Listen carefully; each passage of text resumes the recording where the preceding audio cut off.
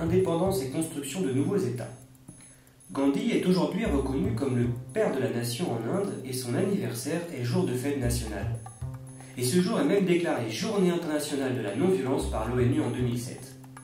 Pourtant, Gandhi ne va pas devenir le premier ministre indien en 1947. Il était contre la partition qui avait fini par être acceptée par les autres membres de son parti, le Parti du Congrès. Et s'il accepte à contre-cœur cette partition, c'est uniquement pour éviter une guerre entre Indiens.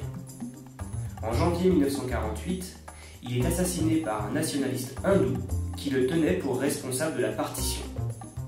C'est une ironie de l'histoire, une ironie tragique. Le 15 août 1947, c'est donc Nehru qui, en tant que Premier ministre, prononce un discours marquant l'indépendance officielle de l'Inde, mais précisant qu'il fallait maintenant conquérir l'indépendance réelle et non pas seulement officielle. Nehru dit ainsi, j'ouvre les guillemets, « Chers compatriotes, ce fut un grand honneur pour moi que de servir l'Inde et la cause de la liberté de l'Inde pendant de nombreuses années. Aujourd'hui, je m'adresse à vous officiellement et pour la première fois en tant que le premier serviteur du peuple indien, dévoué à son service et à l'amélioration de sa condition. Gandhi est, par bonheur, avec nous pour nous guider, nous inspirer et nous montrer le chemin du grand effort. » Alors on va passer aux exercices. Quels sont les défis à relever selon Nehru? De quel grand effort parle-t-il? Il y avait plusieurs possibilités de citation, comme « mettre fin aux querelles internes et les violences », et aussi « les difficultés économiques, notre peuple manque de nourriture, d'habits et d'autres nécessités ». On a donc affaire à des violences interconfessionnelles qui perdurent durant les années 40, la fin des années 40, 50, 60, et aussi des problèmes économiques. Et ces problèmes économiques sont d'autant plus forts que la croissance démographique de l'Inde est importante. Comme on peut le voir dans le tableau suivant, la population augmente, elle passe de 372 millions de personnes à 553 millions en 1950 et 1970, soit 200 millions d'habitants en plus en 20 ans, c'est-à-dire l'équivalent de 4 fois la population britannique. Ces problèmes économiques, ces défis à relever, qui sont d'autant plus forts avec la croissance démographique, l'Inde va les connaître, mais quasiment tous les pays qui sont en train d'obtenir leur indépendance. Question 2. Quelle méthode souhaite-t-il mettre en œuvre pour relever les défis de l'Inde? J'ouvre les guillemets. Nous devons rapidement changer notre système et promouvoir l'industrialisation à une mesure plus large et plus équilibrée. Alors nous avons ici l'industrialisation, et puis moi je peux ajouter l'irrigation, notamment par la construction de barrages. Les deux étant liés, puisque des barrages peuvent permettre de développer l'agriculture grâce à l'irrigation, et puis ils peuvent aussi produire de l'électricité pour les industries. Alors où pouvait-on aller à la ligne? C'est la question 3. On pouvait faire 3 parties en fait dans ce texte. D'abord la libération, ensuite les défis, ensuite les solutions. Le gouvernement de New Delhi a-t-il su relever les défis du développement et il vous fallait apporter une réponse nuancée? Ce qu'on peut dire d'abord, c'est que la production de céréales augmente fortement. Elle passe de 51 millions de tonnes en 1950 à 108 millions en 1970. Elle a donc doublé en 20 ans. L'espérance de vie augmente aussi, de 15 ans en 20 ans, passant de 37 ans à 49 ans entre 1950 et 1970. Le taux de mortalité infantile a baissé de 168 bébés morts pour 1000 habitants par an à 125, moins 40 environ. Enfin, le nombre moyen d'années de scolarité primaire augmente aussi. Il a doublé, passant de 1,35 années en moyenne à 2,6 en 20 ans.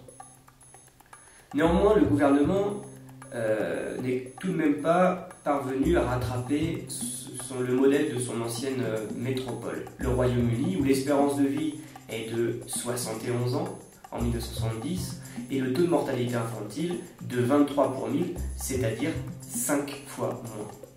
On n'est pas obligé de reprendre tous les chiffres, il suffisait d'appliquer la méthode avec 1 ou 2 chiffres et de faire une comparaison à un moment donné avec le Royaume-Uni pour pouvoir nuancer l'amélioration des conditions de vie en Inde.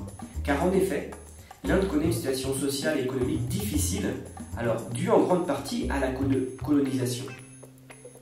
La colonisation a complètement détourné l'économie du pays au profit de la métropole. Par exemple, le coton était produit en Inde, exporté en métropole où il était transformé industriellement, puis réimporté en Inde. Donc quand la métropole s'est retirée, il a fallu réorganiser l'ensemble de l'économie et faire en sorte d'apporter des réponses à des défis très importants, comme les crises alimentaires.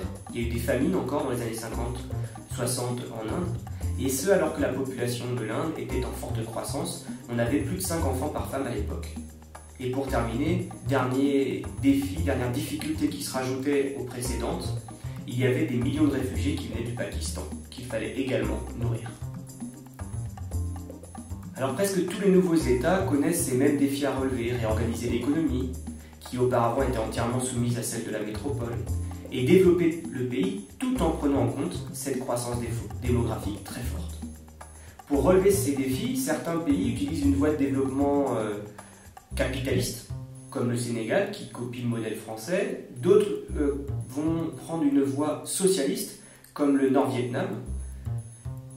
Dans son discours, Nehru, lui, parle de planification, ce qui fait bien entendu penser au plan quinquennal de Staline en 1929.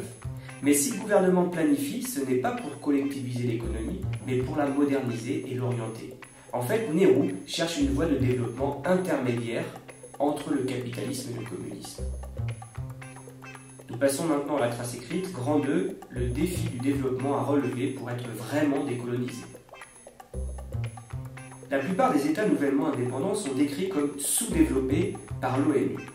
Cette situation s'explique grandement par leur ancien statut de colonie, entre parenthèses, domination et exploitation par et au profit d'une métropole le plus souvent européenne, fermez la parenthèse, et parfois par la situation violente post-indépendance. Exemple, entre parenthèses, conflit interconfessionnel en Inde ou au Nigeria, fermez la parenthèse. On peut aller à la ligne.